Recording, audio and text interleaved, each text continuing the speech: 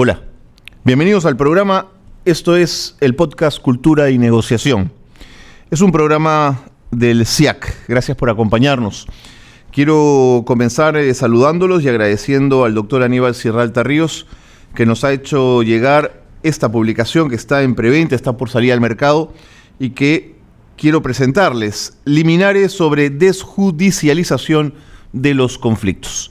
El doctor Aníbal Sierralta, siempre en la lógica de la negociación, nos ofrece este último trabajo. Es una segunda edición, editado por SIAC Ediciones y por Marcial Pons, para quienes quieran conocer de este trabajo. En los próximos días va a salir a la venta, pero mientras tanto está en preventa y pueden encontrarlo ustedes a través de las redes sociales del SIAC. Los interesados, desjudicialización de los conflictos para los interesados. La cultura de paz merece un abordaje de parte de los poderes judiciales, sobre todo los países altamente congestionados por conflictos.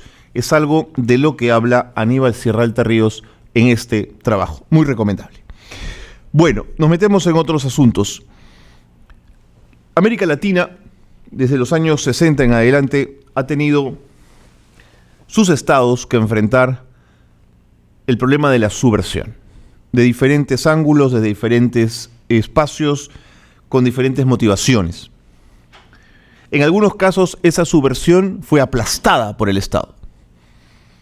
En otros casos, esa subversión ganó el conflicto y tomó el poder. Y en otros casos hubo que negociar con esa subversión. Pero la pregunta que nos hacemos y que la queremos hacer al invitado es si es legítimo que el Estado negocie con los violentos. ¿Debe hacerlo? ¿No debe hacerlo? ¿Es ético hacerlo? Las víctimas de esos conflictos, ¿en qué posición quedan cuando un Estado negocia con los violentos? En fin, el tema es apasionante. Por eso Óscar Vidarte, profesor de la Universidad Católica, internacionalista, es la mejor persona, creo, para hablar de estos temas, y yo le agradezco mucho que se haya animado a estar en el programa. Óscar, ¿cómo estás? No, Carlos, un placer. Bienvenido. No, por favor, un placer. A ver, primero, algunas definiciones como para comenzar la conversación. ¿Es un subversivo? ¿Es un terrorista? ¿Es un guerrillero? ¿Qué cosa es el alzado en armas? El concepto es muy difícil porque además eso nos lleva a debates muy complejos. Por ejemplo, cuando se debate acerca de qué cosa es un terrorista, algo tan sencillo como eso. Tú sabes que no existe un consenso mundial sobre el concepto de terrorismo, digamos. Claro, el Código Penal de Brasil, del Perú, de Chile define el terrorismo, pero no existe un concepto consensuado a nivel internacional. ¿Y por qué no existe? Porque es un concepto muy difícil, porque cada país tiene acercamientos distintos al concepto de terrorismo.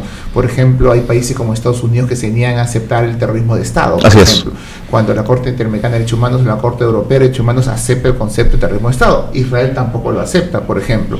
O, por ejemplo, el hecho que todavía muchos países consideran a Hamás un actor no terrorista, digamos, cuando claramente lleva a cabo acciones terroristas, al margen de los objetivos que tiene en torno a la liberación de Palestina, pero comete acciones terroristas. Y del pueblo al que representa, además, exacto, ¿no? Exacto. Entonces, la verdad es que además es un concepto que también puede variar en el tiempo. Por ejemplo, hace 40 años Muammar Gaddafi reconoció que había financiado el atentado del Lockerbie, este avión. Así es. ¿Qué cosa es alguien que financia una acción terrorista? Me imagino que un terrorista. Bueno, ese mismo Gaddafi estaba años después, paseándose por Nueva York, por Europa, firmando contratos petroleros con muchos países europeos, y tú te preguntas, ¿qué? ¿Firmas contratos petroleros con un terrorista? Entonces, la verdad es que también el tiempo, por ejemplo, hay gente que, no sé, Ben Gurión, el padre de Israel, era considerado por los ingleses como un terrorista, digamos, ante la creación de Israel. Es imposible hoy llamarlo terrorista. O el mismo Yasser Arafat, que en los 70s era considerado un terrorista y, si no me equivoco, recibió el premio Nobel de la Paz. Con Isaac Rabin, así es. Entonces uno dice, ¿qué? ¿Le dimos el premio Nobel de la Paz a un terrorista? Claro. El tiempo es bien ingrato, ¿no? Te cuento una anécdota, no sé si se llama la anécdota, historia personal. Cuando yo estudié en Estados Unidos, tuvimos la suerte de conversar con la gente vinculada al FBI y a la policía local, porque en Estados Unidos, digamos, es importante que desde un inicio, cuando hay un delito, se defina si el delito es, digamos, federal claro, o estatal. Claro. Digamos, ¿okay? El FBI ve el tema estatal, la policía local el tema del estado, de federal. Entonces, ahí se tiene que definir. Entonces, cuando hablamos de terrorismo, le decíamos, ¿cómo lo definen? Rápidamente. Entonces decían, bueno, si alguien grita por Alá, definimos que es terrorismo. Alguien preguntó, ¿y si alguien grita a María Purísima? Claro. No es terrorismo. Claro. Entonces, claro, ellos lo hacían, lo entiendo, esto suena bastante prejuicioso, pero en el contexto donde el terrorismo islamista se convierte en una amenaza, pues si alguien grita al Akbar, pues es terrorismo, ¿no? Entiendo. Es lo mismo que decir a María Purísima. Entiendo. Entonces, la verdad es que definir el terrorismo es muy difícil, ¿no? Además, en Latinoamérica es aún más complejo. En Colombia siempre me causa mucha gracia que en Colombia no hablan de terroristas, hablan los guerrilleros, dicen. Sí, ¿no? toda la vida. Guerrilla. Así es. Cuando vienen colombianos acá y dicen la guerrilla, uno dice, no, acá en Perú no son guerrilleros, son terroristas. Y ellos dicen, para nosotros también son terroristas, pero le decimos guerrilleros. Claro. Entonces, wow. El término, la terminología diferencia mucho, además porque... El lenguaje determina, por supuesto. Totalmente. Además porque yo no sé si los que se levantaron en armas en Centroamérica son considerados terroristas, por ejemplo, o subversivos. El levantamiento de armas contra Somoza. Contra Somoza en Nicaragua, levantamientos en El Salvador, en Guatemala, realmente entran dentro de lo que es la subversión. Los que se levantaron en Sierra Maestra y tomaron el poder en Cuba eran revolucionarios, pero eran subversivos, eran terroristas. Claro. Contra la dictadura de Batista, por ejemplo, ¿no? Claro. Exacto. Entonces, si te levantas contra una dictadura, ¿no eres terrorista? No, también podría serlo. Se levantaban en tiempo de Fujimori y eran terroristas. Claro. Entonces, yo creo que... Claro, uno de los miedos que había en el Perú en el año 92 es que Sendero utilizara ese argumento para decir que se enfrentaba a una dictadura.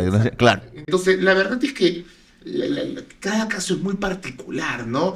Además de que tenemos que hacer frente a problemas conceptuales muy, muy complejos, ¿no? Que nos impiden meter a todos en la misma bolsa. Digamos, lo más que podemos decir es que hablamos de grupos alzados en armas contra el Estado, digamos, claro, en sus diferentes variantes. Claro.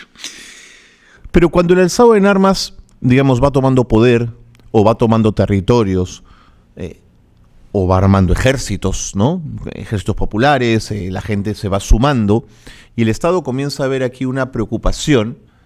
¿La primera reacción es militar o la primera reacción es el diálogo en la cabeza de quien está en el poder, Oscar? Es militar.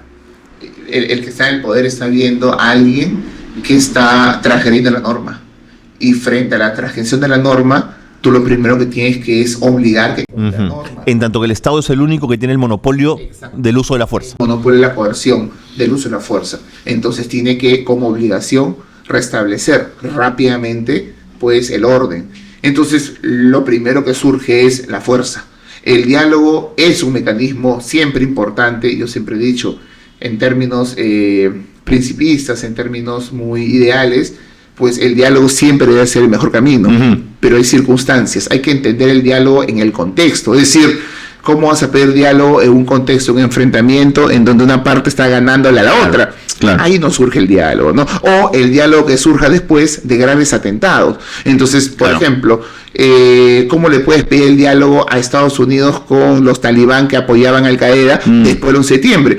¿Y qué es lo curioso? 20 años después, el gobierno de Estados Unidos dialogó con los talibanes. Entonces, eso iba. Es muy distinto buscar el diálogo en el contexto post-11 de septiembre, que fue un atentado muy grave, que buscarlo 20 años después. Y 20 años después, ese mismo Estado estadounidense negoció con los talibanes una salida pacífica de Afganistán. Entonces, nuevamente, el diálogo depende mucho del contexto, ¿no? Okay. O sea, no hay una teoría, el contexto define la actitud frente al alzado en armas. En el mundo perfecto el diálogo siempre es el mejor camino, pero también somos conscientes de que al inicio el diálogo es casi imposible.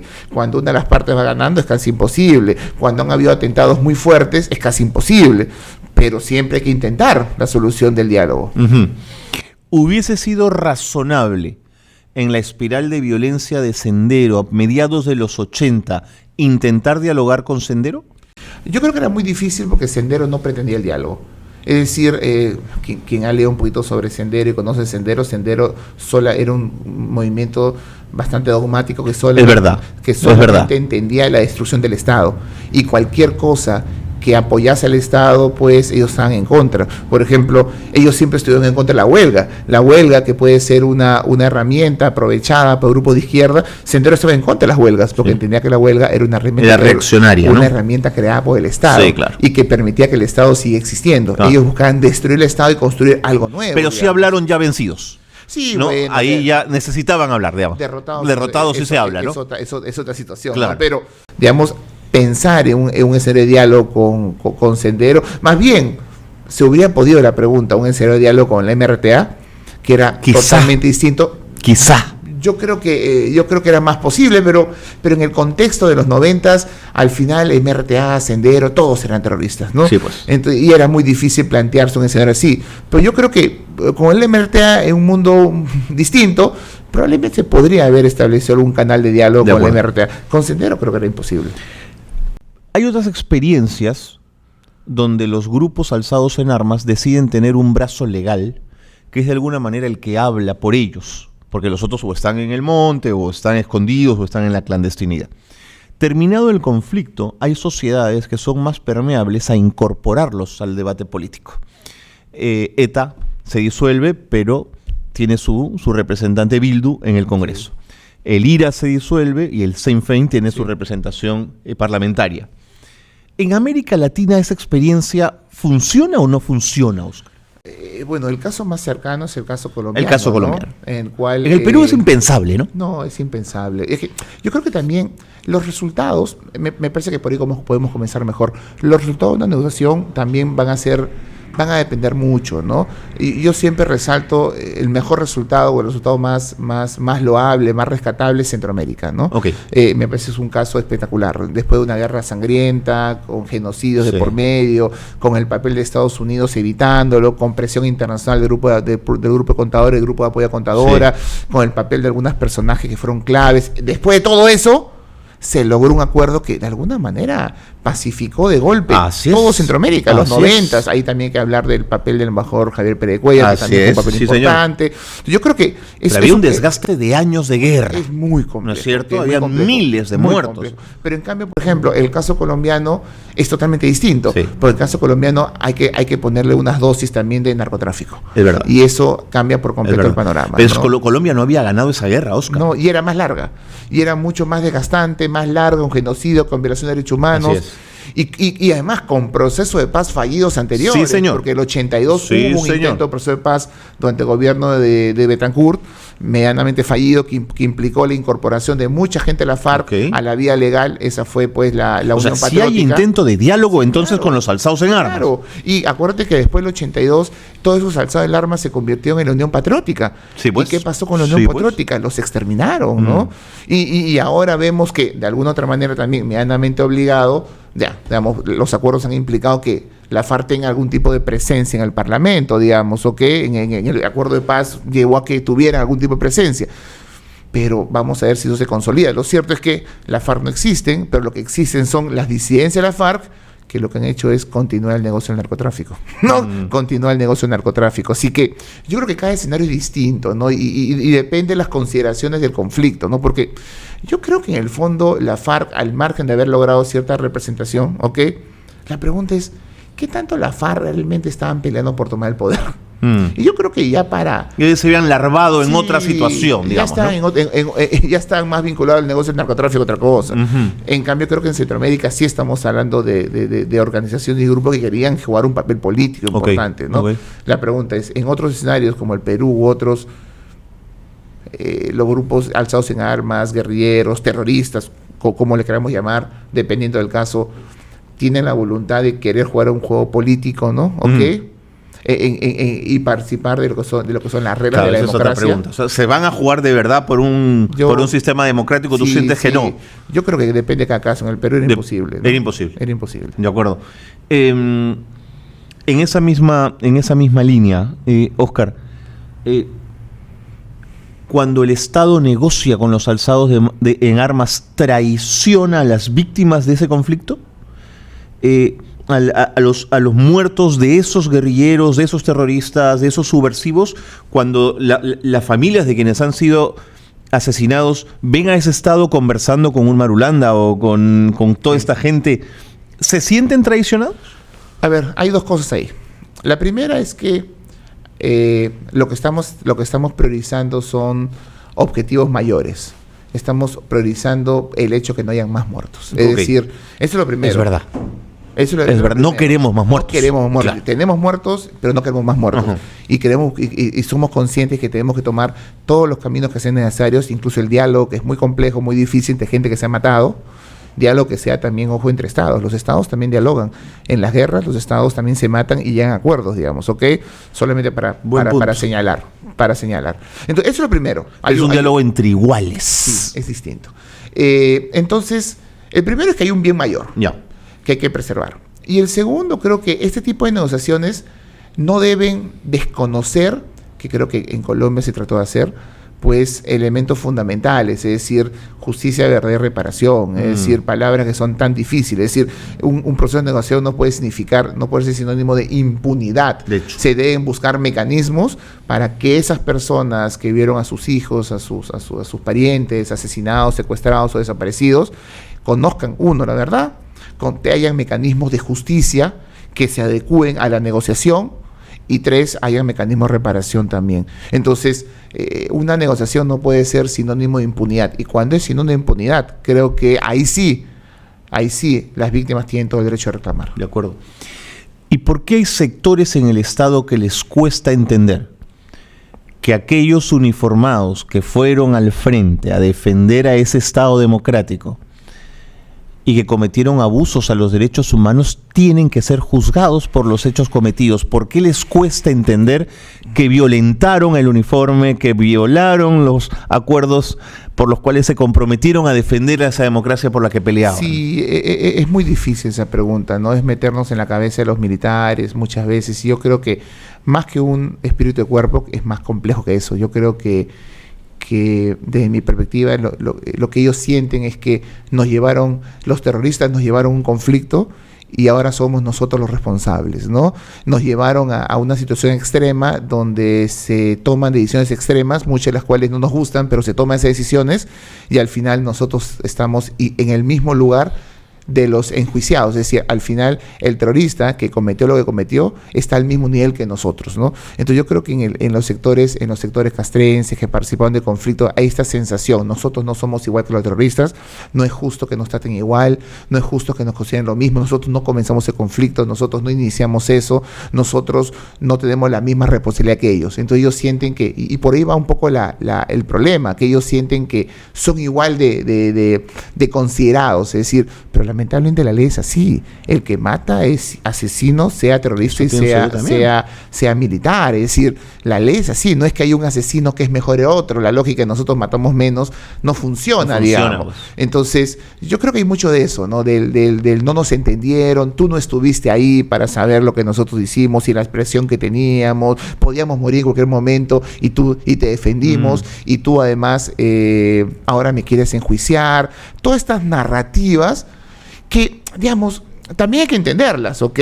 También hay que entenderlas. Sí. Pero ¿y qué hacemos con las familias de quienes asesinaron? Hay que entenderlas, digamos, detrás, lo que hay detrás. Situaciones de presión, la vida de los militares estaban en riesgo permanente. Sí. Pero el Estado los abandonó en muchos casos. Que los abandonó a los militares. ¿Qué duda cabe, no? Entonces, yo creo que también hay que hacer frente a esa situación de estos militares que tuvieron que son los que nos defendieron finalmente, pero no podemos en ningún caso justificar que hayan llevado acciones realmente lamentables, denigrantes de lo que es la vestimenta, el traje que llevan, ¿no?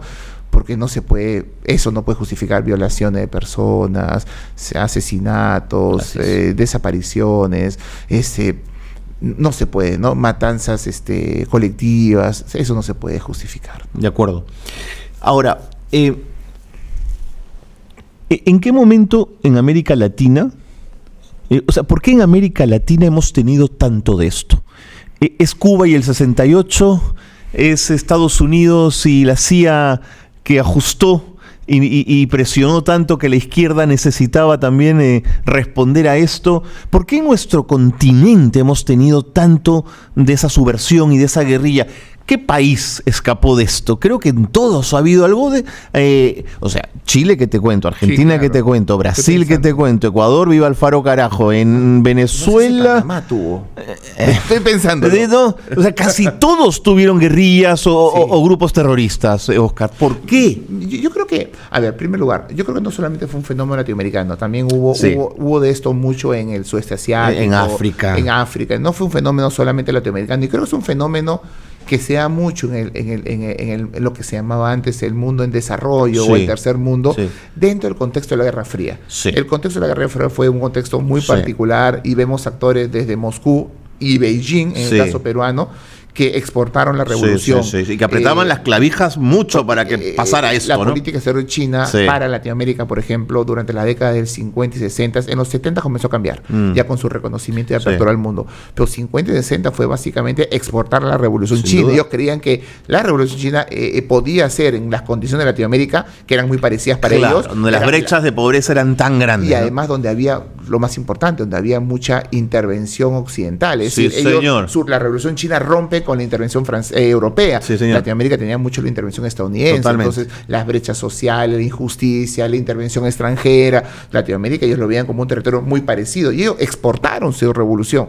Cabe señalar que Abimael Guzmán viajó varias veces a China. A China. Así que yo creo que el contexto de la Guerra Fría explica cómo surge desde la sociedad, desde algunos sectores, que era el debate político además. El debate político de los diferentes grupos de izquierda en el Perú era: ¿transitamos a la revolución o no? ¿Al levantamiento armado o no? Y Sendero fue uno de los pocos que se atrevió a hacerlo, digamos.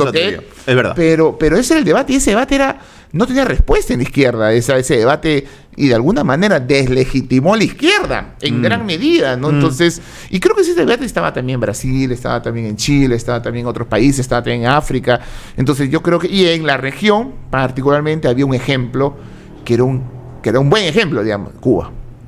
Yo creo que Cuba, la revolución del 59... enciende la pradera. Demuestra que se puede. Que se puede, claro. Que se puede hacer frente a un gobierno dictatorial aliado a Estados Unidos. Así es. Entonces, desde la sociedad se puede hacer algo y transformar la sociedad. Entonces, la revolución cubana, que fue aplaudida, dicho se paso, por mucha gente, incluso intelectuales de la talla de Mario Vargas Llosa. Mario Vargas Llosa, claro. En su momento, digamos. Entonces, yo creo que Cuba, en el caso latinoamericano, ejerció una influencia muy grande. Muy grande. Y eso se ve en los movimientos, por ejemplo, que nacen en el Perú en los 60s, ¿no? El MIR, ¿no? Por supuesto. Que nacen en los 60s, fueron claramente influenciados por Cuba. Sí, sin duda. Pero ¿por qué nuestras élites, tanto de la izquierda y la derecha, no pudieron escapar de esa lógica? ¿Era tan difícil, el discurso era tan fuerte que no pudieron escapar de esos sentidos comunes, Oscar? Para la izquierda sí. A la izquierda le costó mucho, ¿no? A la izquierda le costó mucho escapar de ese debate, es decir, un momento donde los partidos de izquierda, los muchos que habían, de muchas tendencias, tenían un marco ideológico muy fuerte, muy cuadriculado, muy posicionado. Siempre el levantamiento de armas era una posibilidad, ¿no? Era una posibilidad, ¿no? ¿Qué tanta posibilidad era? Es lo que no sabíamos. Además, recuerda que nuevamente regresamos a Cuba. El levantamiento cubano en su inicio no fueron solamente los barbudos de Sierra Maestra. El primer año y medio de la Revolución Cubana era los barbudos de Sierra Maestra, sectores, partidos políticos de centro izquierda, había también intelectuales. Fue el primer año de la Revolución, o el año y medio, fue un año y medio, digámosle, bastante democrático. Y Estados Unidos empuja a Cuba a ir hacia la Unión Soviética. O sea, de alguna manera. Tampoco hay que quitar responsabilidad a Castro, ¿okay? Pero también hay una responsabilidad de Estados Unidos. Pero ese año y medio fue bastante democrático, digamos. Se quiso hacer transformaciones incorporando los diferentes sectores de la sociedad. Eso fue visto de manera muy, pero muy interesante. Pero al margen de eso, yo creo que la izquierda no supo salir de eso. Y creo que la derecha nunca entendió cómo funcionaba esto, ¿no? Interesante. Ahora, volviendo al tema de la negociación, ¿qué se le ofrece al alzado en armas para que se incorpore a la vida democrática? Básicamente es la renuncia a las armas. ¿Qué otra cosa le puedes, digamos, en esa negociación se puede pactar? Tienes que firmar un documento y un compromiso de que si entras en política es la renuncia a las armas. Sí, a ver, es bien complejo porque hay muchos casos de negociación Yo siempre pienso en las negociaciones políticas en transiciones de autoritarismo a democracia, que es un buen ejemplo. ¿Y por qué? Porque cuando los militares dejan el poder, por lo menos en Latinoamérica en los 70s, casi todas las transiciones fueron negociadas. Ajá. Negociadas, es decir, en el Perú los militares dejaron el poder después de 12 años y siguieron conservando poder, presupuesto. Eso pasó lo mismo en toda Latinoamérica, inclusive en Chile. En Chile fue más claro, porque incluso Pinochet se quedó como jefe de la Fuerza Armada durante 6 años más. Sí, y uno de los acuerdos de la transición es no me tocan mi presupuesto, ¿no? Entonces seguimos teniendo dinero. Así que la transición implica acuerdos que no afecten tus intereses, ¿no? Por eso siempre pongo como ejemplo la transición del 2000, porque la transición del 2000 fue más bien caótica, desordenada, y ahí los militares no lograron hacer un acuerdo en la transición. ¿Y cuáles fueron las consecuencias para los militares? Las que conocimos. Procesos judiciales, digamos, de alguna manera. Comandantes generales en cárcel, eso era una cosa rarísima. Eso, digamos, si Fujimori hubiera logrado una transición negociada, probablemente la realidad hubiera sido otra. Otra. Pero al ser caótica, desordenada, todo se derrumbó, pues al final los militares transitaron de manera compleja a los años siguientes. Entonces, yo pienso en eso, ¿no? En cómo cuando un grupo en armas negocia, ¿qué se le puede ofrecer, no? Y claro, en el caso colombiano, que es un buen ejemplo, se le ofreció, no solamente se le pidió dejar las armas, sino que se le ofreció insertarlos en la vida política, es decir, incluso con parlamentarios casi a la fuerza en el Parlamento, ¿no? Incluso con mecanismos de justicia bastante light para que los líderes de estos grupos no vean la cárcel, y se buscaron otros mecanismos para lograr justicia para las víctimas, ¿no? Mecanismos alternativos de reconocimiento de los atentados o de las violaciones, es decir, o sea, que tenían severísimos delitos encima. Se buscaron mecanismos alternativos para que de alguna manera no se vean, porque si tú le dices a alguien al celular más, oye, negociemos, y después de la negociación te voy a meter en cárcel 40 años, no negocia, pues. No negocia. Es decir, suena terrible esto, pero no negocia, ¿no? Sí. Entonces hay que buscar mecanismos para que se logre la justicia que de alguna manera se adapte a los requerimientos del levantado en armas, ¿no? Entonces yo creo que lo más importante es que ellos puedan transitar a la vida política. En el caso colombiano, la experiencia de la Unión Patriótica era brutal, ¿no? Ellos transitaron a la vida política y los mataron, ¿no? Claro. Entonces, la pregunta es cómo transitamos que suceda lo mismo, ¿no? Ahora, cierro con esto, pude escuchar testimonios de gente que había sido secuestrada por la guerrilla colombiana y le preguntaban si estaba de acuerdo con los acuerdos de paz, y decían sí. O sea, gente que había sido víctima de esa violencia. Es decir, desde afuera uno puede tener muchos principios, mucha lectura política de los asuntos, pero quienes habían sufrido la violencia decían, esto tiene que acabarse ya y a cualquier precio. Mira, yo creo que el análisis que hagamos de algún tipo de acuerdo de paz de esta naturaleza, creo que en el corto tiene varias lecturas. Una lectura en el corto plazo, en el mediano y el largo plazo. Yo te pongo un ejemplo que no es similar, pero es parecido. El acuerdo de paz con Ecuador, del 98. Si tú retrocedes al 98, nosotros éramos un poquito más jóvenes en el 98, y si te acuerdas, en el Perú había la gente estaba en contra. Es decir, no había un apoyo al acuerdo del 98. Tiwin se irritó mucho, ¿no? El kilómetro cuadrado de Tiwinsa interrumpió. El Perú había cedido mucho al Ecuador en muchos temas, no solo Tiwinsa. Y acuerdo que en Loreto se hizo un referéndum no vinculante, 99% en contra. Es decir, claro. Y la pregunta, ¿y cómo se logró eso? Bueno, el gobierno de Fujimori inteligentemente lo que hizo es que esto sea una especie de arbitraje de Brasil, así que se aprobó previamente, y Brasil y los garantes dijeron algo que era ya lo acordado por Perú y Ecuador, y fue lo que quedó. Entonces al final ya no se podía hacer nada. Sí, pues. Pero frente a esa posición claramente contraria a la sociedad, yo estoy seguro que si hoy haces una encuesta sobre el acuerdo de Perú-Ecuador, 95% va a decir, estamos de acuerdo. No, y cambió nuestra realidad, cambió nuestro vínculo con Ecuador completamente. La dinámica del norte, el comercio, inversiones, todo lo que ha pasado. Entonces, si tú comparas y le dices, oye, y el kilómetro cuadrado de Tiwinsa, ¿qué importa? Mira lo que ha pasado entre Perú y Ecuador en los últimos 20 años. Entonces, yo tengo esa sensación que probablemente el corto plazo pueda ser muy duro. Sí, a veces en caliente las cosas se miran de otra cosa. Duro, sí, claro. Pero creo que después de 20 años, creo que la gente va a agradecer que las FARC hayan podido ser desactivadas, que las FARC ya no existan más y que ahora los problemas sean otros.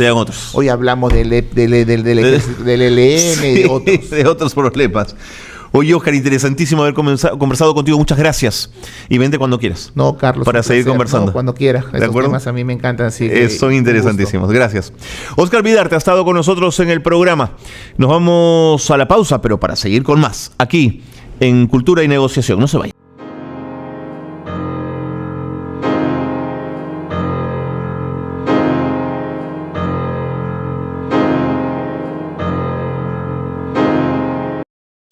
Gracias por continuar con nosotros en el podcast del CIAC. Esto es Cultura y Negociación. La conocí hace poquito. Es una mujer extraordinaria. Es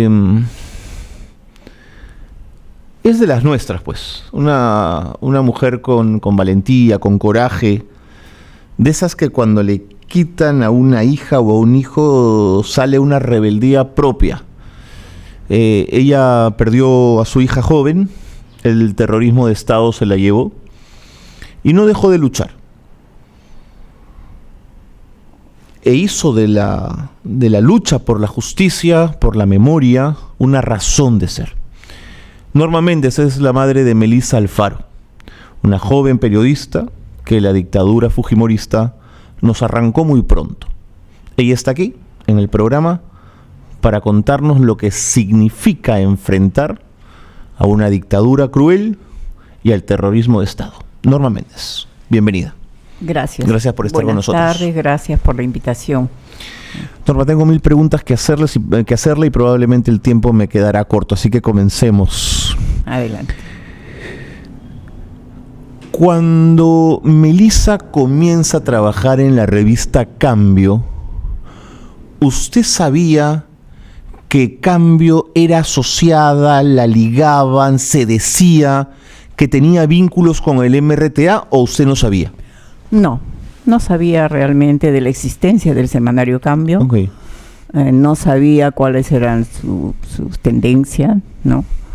Pero Melissa, estuvo buscando realmente dónde hacer prácticas, pero ella quería hacer prácticas sobre periodismo. La verdad, en cualquier sitio que le abriera las puertas en ese momento. Entonces ella ha tocado puertas de programas de televisión, programas de radio, y solo le ofrecían pues archivos de papeles, recortes, esas cosas, y ella decía, no, pues yo quiero practicar mi profesión, ¿no?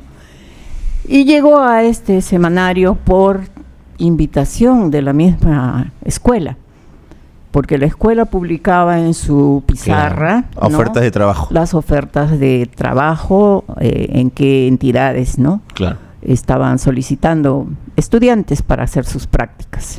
Le hacía esta pregunta porque de inicio entonces usted no tiene ninguna animadversión, ni sensación de temor, ni preocupación por la experiencia periodística que Melissa comenzaba. No. De ninguna manera, en ningún momento. En ningún momento. Yo pensé, yo tenía una amiga, ¿no?, que cuando ya Melissa estuvo trabajando ahí, me dijo, Norma, ¿vas a seguir que Melissa siga trabajando ahí? Me dice, le alertó, ok. ¿Sabes tú que es de izquierda? Me dice. Bueno, le digo, ¿qué tiene de malo que sea de izquierda? Y yo no, en ningún momento Claro, ¿cuántos periódicos pueden tener una línea de derecha o una línea de izquierda? Digo, ¿qué de malo tiene que de izquierda? Además es elección de Melissa, le digo. Claro. Es el único sitio donde he encontrado, le digo, que le van a hacer realmente desarrollar su labor periodística, ¿no? Desarrollar prácticas sobre periodismo. Le han ofrecido inclusive ser reportera y a ella le encantaba realmente el reportaje. Claro. Le encantaba estar en las calles. De acuerdo. Le encantaba. ¿Iba contenta a trabajar? Realmente yo creo que sí, porque yo te diré que viví en Ventanilla, ¿no? Y mis hijos, las 3 mayores, ¿no?, vivían en Lima, porque tenían que trabajar. Claro, estaban más cerca, claro. Claro, vivían con la tía, acá en Jesús María. Ellos alquilaban un cuarto donde su tía. Buena idea, claro. ¿No? Ese era más fácil para ir a los trabajos. Lógico. Entonces, por eso ellos vivían acá y yo vivía en Ventanilla. De acuerdo. ¿De más chica Melissa tenía alguna inclinación política? ¿Le gustaba la política? ¿Militó en algún partido? No era política. Ni Melissa, pero sí su padre. ¿Su padre? Sí, su padre, sí. Pero yo nunca realmente me gustaba mezclarme en la política, ni estar en ningún partido político. Y yo siempre les decía a ellos, no se metan en ningún partido político. ¿Usted les decía? Sí, porque los partidos políticos condicionan tu forma de pensar y tu forma de creer, tu forma de ser. No te dejan ser tú misma. Eso yo siempre les he dicho a mis hijos. ¿No? Y bueno, ellos nunca se han metido en ningún partido político que yo sepa, ¿no? De acuerdo. El día que se produce el atentado, ¿cómo le dicen a usted lo que había pasado? ¿Cómo se entera usted de esta barbaridad? Bueno, yo me entero por casualidad. Realmente. ¿Por casualidad? Sí, como te digo, yo viví en Ventanilla. Ese día era cumpleaños de mi amiga, una amiga del trabajo, que vive en Breña. Entonces me invitó a almorzar a su casa. Y yo fui a almorzar a su casa. Y ella tenía el televisor, esos antiguos de patas, ¿no? Al frente, y la mesa del comedor estaba acá. Yo estaba sentada acá al frente. Y de repente la veo que se para frente al televisor. Y yo miro así y veo las letritas, pues, que pasan. Semanario Cambio. Yo digo, Semanario Cambio, cuando hay letritas así, porque ha pasado algo grave, ¿no? Yo le digo, ¿qué cosa ha pasado? Le digo, en Semanario Cambio. Mi hija ya estaba haciendo prácticas. Claro. Ahí, ¿no? Entonces, no hay nada. No, le digo, ¿qué cosa ha pasado? Vamos, me voy al Semanario Cambio, salí disparada. Entonces, su amiga un poco que intenta caletear la noticia, sí, para que usted no se asustara. Para que yo no me asuste, para que yo no sepa. No sabía qué había pasado, qué le había pasado a Melissa, pero seguro que ahí había pasado y ella ya lo había visto. Ya lo había visto, y yo, no. Entonces yo salí para el Semanario Cambio, que quedaba en Petit Oars, ¿no? Y pero nosotros teníamos un amigo que es médico, o sea, trabajábamos en salud, ¿no? Las dos. Y uno de nuestros amigos médicos estaba ahí también en el cumpleaños. Entonces tomó su carro y me llevó. Y se fueron para allá. Pero me llevó a la comisaría de Petit Oars. ¿No? Pensando que ahí habría información. Realmente no querían que llegue. No querían que llegue. Porque me dijeron, mira, me dice, como tu esposo tiene radio en su oficina, porque él era diputado regional, ¿no? Tiene radio en su oficina, comunícate con la señora radio para que se comunique con él. Y nosotros vamos a ir a ver al jefe de la comandancia, porque él es amigo, vamos a averiguar. Entonces yo me acerco donde la señora y me dijo, no le puedo comunicar, me dijo la policía. Había un policía parado, yo salí, y como ellos no salían, le digo, señor, quisiera saber qué cosa ha pasado en el Semanario Cambio. ¿Usted qué es de la señorita Melissa Alfaro? Soy su madre. Ya, murió. ¿Así se la soltó? Así. No puede ser. Así, con esa maldad. Yo, lo primero que dije, yo estoy a cuadras del semanario, me voy corriendo, porque si le espero que salga de allá, ellos están haciendo tiempo, al toque, ¿no? Claro. Ellos están haciendo tiempo, yo me voy. Salí de la comisaría corriendo para el semanario. Y ellos con el carro me alcanzaron y me dijeron, Normita, me dice, no, yo tengo que llegar. Mi hija ha muerto, le digo, tengo que llegar. No, Normita, me dice mi amiga, ella, tú sabes cómo puede estar Melisita. No me importa, le dije. No me importa, le dije, yo tengo que despedirme de mi hija, tengo que verla, le dije. Y me fui corriendo, ya sube, te llevamos, me llevaron. Porque yo sabía que iba la morgue, se lo llevaban, ya no lo iba a poder ver más. Y antes de que Melissa salga de casa, un día me dijo, mamá, me voy a ir a vivir con mi novio, pero nunca nos vamos a separar. No, hijita, le digo, nunca nos vamos a separar. Nos abrazamos, se sentó en mis piernas y de esa manera ella vino acá a Lima a vivir con su novio, ¿no? Y entonces eso a mí me quedaba, ¿no? Yo no puedo dejar que mi hija se la lleven sin que yo... Claro, se había quedado con esa idea. La vea sin que yo me despida de ella. Así que ellos... No se ponga triste. No tuvieron más remedio. Le digo, yo no importa, voy corriendo. No me quiere llevar, no me lleves. Yo voy corriendo, le digo. voy corriendo. No, sube, te vamos a llevar. Me llevaron, llegué, abro la puerta, ya la estaban poniendo en una sábana y el policía no me deja entrar y yo le pongo el pie a la puerta. Y le digo, tengo que ver a mi hija. No, señora, me dice, el juez no quiere dejar pasar a nadie. ¿Y quién es el juez? Le dije, para que a mí, su madre, me diga que no puedo verla. El juez no es nadie, le digo, yo soy su madre. Como venía el médico detrás mío, le dijo, yo soy su médico, déjela pasar. De esa manera me dejaron pasar. Y me pude despedir de mi hija. Y eso tal vez me da una serenidad, ¿no? El hecho de que pude despedirme de ella como sea. Perdón. No, por favor, no tiene nada que disculparse, señora Norma. Esa es la forma como yo me entero de cómo Melissa muere. Luego ya, pues, después de tiempo ya yo me entero que...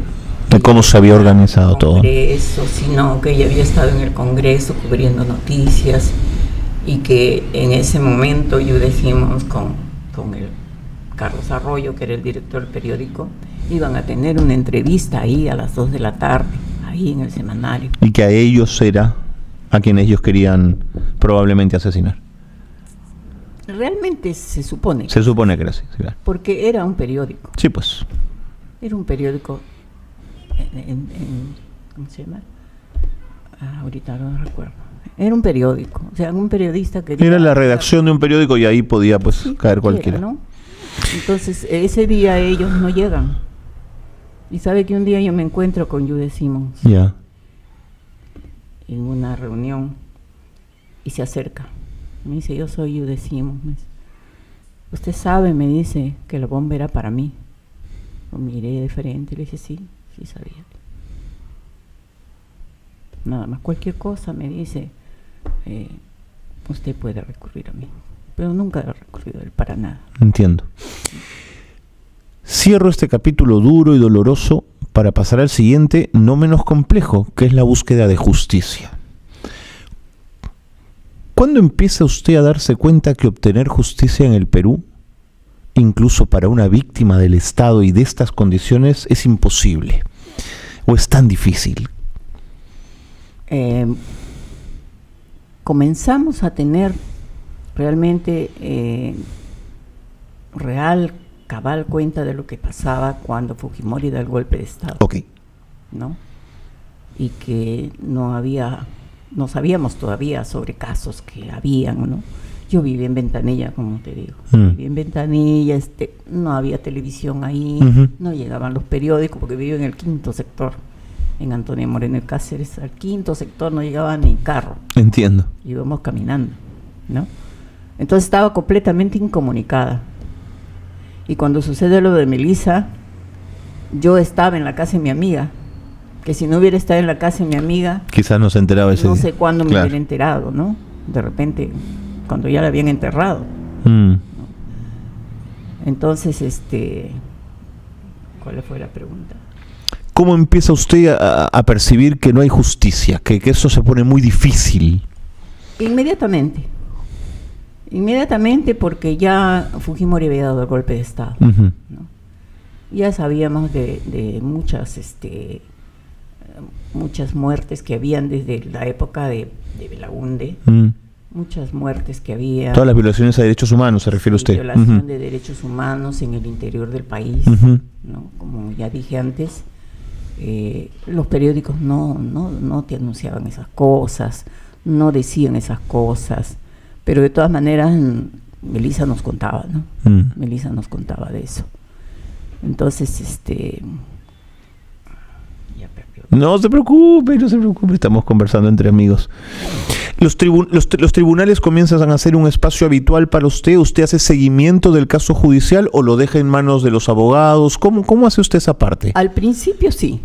Al principio su papá, como era diputado regional en ese tiempo, antes del golpe de Estado de Fujimori, había sido diputado regional, tenía relaciones políticas acá, ¿no? Díaz Canseco sobre todo, ¿no? de sus conocidos. con Henry Peace, ¿no? Exigen pues que se hagan las investigaciones en el Congreso. Entiendo. ¿No? Una comisión investigadora. Una comisión investigadora, ¿no? Y sacan un comunicado. Y también solicitan pues la entidad que se va a hacer cargo legal. Ok. En ese entonces el CEAS se hace cargo, Uh-huh. el caso de Melissa con el doctor Ugasa. Entiendo. ¿No? En ese tiempo estaba el doctor Ugasa y el doctor John. Entonces empieza recién, ahí él deja ya presentando la documentación y yo ya me hago cargo del seguimiento. Ok. ¿No? ¿Es todo muy lento, es todo muy farragoso, difícil? Sí. Sí. Comienza difícil. Porque primero tenía que sacar la partida de defunción Uh-huh. en la comisaría. Uh-huh. Y yo me fui con mi hija a la comisaría. Nos tuvieron como 2-3 horas para que nos todo es complicado, ¿no? el certificado de 2 defunción. horas ahí. Ajá. Ya. Más de 2 horas. Y- Claro, nada es ágil, como que te hacen un favor todo el tiempo, ¿no? Era a propósito. Era a propósito. Era a propósito. Me dan el certificado de defunción, yo voy al INSE, entrego, y viene la jefa de registros civiles con el documento en la mano y me dice, señora, me dice, esta gente es malvada. Le quedo mirando, no le digo nada. Me dice, tiene que volver a la comisaría porque este documento está mal. Ah, Y ellos saben que con esto usted no puede sacar el documento, sentar la Claro. muerte de Melissa. a propósito por fastidiar. Tiene que volver, me dice, a la comisaría para que le rehagan el documento, que le hagan el documento correspondiente. Entonces yo ahí recurro al doctor Ugaz y su asistente era el doctor John. Entonces con él nos vamos a la Claro, comisaría. hay que actuar así, porque si no, están para fastidiar, digamos. Sí, entonces vamos a la comisaría y aún con el doctor ahí nos tienen más de 2 horas esperando el certificado de defunción correspondiente. Pero al fin nos dan y con eso yo puedo hacer la denuncia, Claro, ¿no? Ahí termina el problema con la comisaría. muy bien. Eso se presenta al Poder Judicial. ¿Y cuánto tiempo pasa, señora Norma, hasta que hay una primera sentencia? No hay sentencia. No hay sentencia, eso es increíble, ¿no? No hay sentencia, tampoco hay juicio, ¿no? ¿Por qué? Primero era que Fujimori se había retirado de la Corte Interamericana, ¿no? Y que no se podía mover el caso. Eso plantó el inicio del caso de Melissa, de la investigación. Y ahí se quedó en el Comiset, Sí. ¿no? Con el doctor Ugaz sale de ahí, el doctor John también. Al final se pierde la papelería. La misma documentación que estaba en el Poder Judicial, después del golpe de Fujimori, se pierde también todo. ¿Se pierde? Todo, se perdió todo. Todo. Pero esto es una tortura. Así es, pues. Así son cosas que nosotros pasamos, realmente los familiares pasamos muchas cosas que nadie se entera, ¿no? Porque no podemos estarlo diciendo. Lo decimos después de años porque ya se preocupan por cuando viene la democracia y se preocupan por nuestros casos. Entonces recién nosotros podemos contar lo que hemos pasado, ¿no? Entonces Fujimori se retira de la Corte Interamericana y todo se paralizó. Todo se paralizó. ¿Quién en ese momento es su aliento? ¿En quién encuentra usted fuerza? ¿Cómo sigue adelante? En su hija mayor. Sí. Ella es como el ancla ahí. Ella es mi ancla. Ella es mi ángel. Por ella yo realmente estoy en este camino. Ah, porque solita usted cómo hacía, ¿no? Yo viví en Ventanilla, como Sí, te digo, pues. alejada. Ella vivía acá. Ella andaba con cantuta. Ella empieza a pedir, a exigir, ¿no? Y por ella empiezo yo el camino cuando ya regreso acá, cuando ya regresa la democracia, ¿no? Por ella yo ya empiezo el camino que ella ya había comenzado. Se nos van a ir los minutos y la historia es larguísima. ¿Cuál es la victoria judicial finalmente? Bueno, luego de tanto luchar, porque pues zancadas hemos tenido. Se inició el juicio, nos sentenciaron y el juicio después de tanto reclamar. Después Salazar Monroy dice que lesa humanidad no debe ir en la denuncia, lo pasan otra vez al Poder Judicial, se suspende, se demora 1 año, nuevamente otra vez señalan fecha, otra vez Salazar Monroy denuncia que no quiere que vaya lesa humanidad, de nuevo se suspende, se demoran 2 años. Entonces, como demoraba tanto y se truncaba cada rato, yo le digo a la doctora Cano, que es mi abogada. A Gloria Cano. Estupenda, ¿no? Sí, doctora, le digo, tenemos que mandar esto a la Comisión Interamericana de Derechos Humanos. Claro. Porque mi caso no fue a la comisión, ¿no? Pero señora, se va a demorar, no importa, doctora, le digo, no importa. Usted no sabe la política que vamos a tener de aquí en adelante. ¿Quién va a ser presidente? Si se va a truncar nuevamente, le digo. Así que por favor, doctora, le digo, hay que mandar el caso de Melissa a la comisión. Que se quede ahí, no importa, que no contesten, que no lo vean, no importa, pero hay que mandar a la comisión. Ya buscamos como aliada a la Asociación Nacional de Periodistas, ya, ¿no? Con Zuliana Lainez, claro, y firmamos el documento a los 3. Ok. Y se manda a la comisión. ¿En qué año estamos hablando? ¿Qué año, hijita? 2022. 22 más o menos, ¿no? Y después, a la semana o al mes, creo que mandamos ese documento a la comisión. Ya. ¡Pum! Juicio. Juicio. Se inicia el juicio. Ah, qué bueno, fue rápido. Yo pienso que si no hubiéramos hecho eso, hasta ahora seguiríamos. hasta ahora estaría ahí pidiendo que... Bueno, ¿y qué dijo el Sistema Interamericano de Derechos Humanos? No, todavía nos contestan, no tenemos nada, estamos detrás de la doctora. Estamos a la espera. A la espera, todavía está con número de ingreso nada más. La doctora me dijo, esto se demora 10 años por lo menos. Me dice, no lo van a ver. ¡Opa! Así es, me dice, pues no importa, doctora. Le digo, no sabemos qué va a pasar en nuestro país de aquí a 10 o 20 años, le digo. No sabemos en qué situación puede estar el caso de Melissa. Mándelo. Así que a insistencia lo manda. Lo manda. Y eso está ahí en la comisión. Cualquier cosa que siga pasando, ahí estaremos. ahí está. No, ahí estaremos, vigilando. Vigilando, exigiendo. Y exigiendo, así es. Ahora, luego ya se inició el juicio, empezó el juicio y bueno, se fueron muriendo, pues. Se murió Fujimori, se murió los 2 jefes del CIE, se han muerto, Salazar Monroy y el otro no me acuerdo cómo se llama. Qué difícil alcanzar justicia, Norma. Sí, para que veas cómo se ha luchado bastante, se lucha, ¿no? Y se murió Fujimori, se murieron 3, los mayores responsables. Los mayores responsables, claro. Y solo queda Montesinos. Y Víctor Penas, que es el ejecutor, ¿no? Entonces, bueno, hemos estado ahí dando la lucha para que el juicio avance y avance y avance y avance hasta este año, ¿no? Este año que salió la sentencia contra solamente sancionando a Vladimiro Montesinos con 20 años. Con 20 años. Pero no le han sancionado al ejecutor material, que es Víctor Penas Sandoval. Ok. ¿No? Ex integrante del grupo Colina. No era Colina. Otro grupo era él. Que su grupo pasa a ser Colina, pero a él no lo llaman. De acuerdo. No. Pero un grupo de tarea, un grupo también ejecutor. Sí, un grupo ejecutor. ¿No estás cansada, Norma? Aunque me canse, tengo que seguir. A veces estoy cansada. A veces ya no quiero nada. A veces, pero no puedo.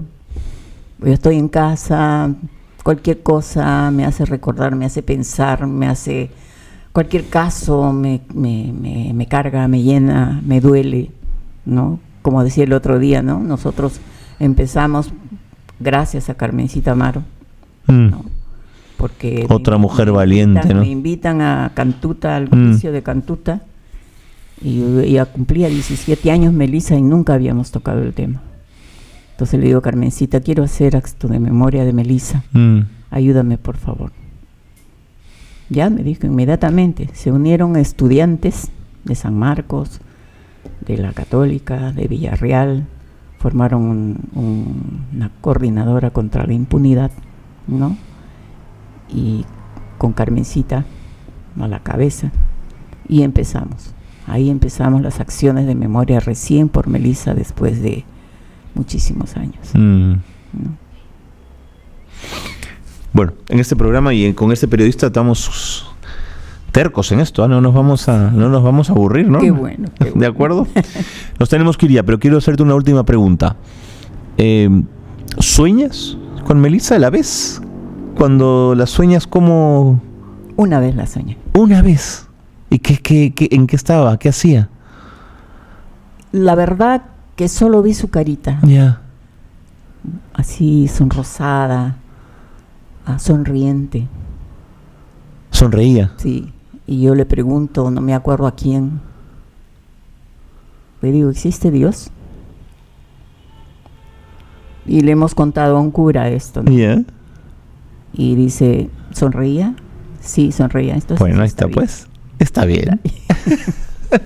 Norma, gracias. Gracias también. No por haber venido, sino por el valor de tantos años de lucha por la vida y por la defensa de la justicia. Gracias a ti más bien por también darnos cabida, por favor, darnos aliento. Es la responsabilidad de cualquiera. Si bien nos carga emocionalmente, también nos alienta. Nos alienta, así es. Ese es el objetivo, seguir adelante. Que no decaiga la lucha por la vida. Gracias. ¿De acuerdo? Gracias, Norma. Muchas gracias. Se los dije que era una súper invitada la que íbamos a tener el día de hoy en el programa, una mujer muy valiente, que en su voz y en su temple y en su recuerdo está la lucha por la justicia y por los derechos humanos. Nos vamos, pero con la promesa de regresar la próxima semana en Cultura y Negociación. Buenas tardes.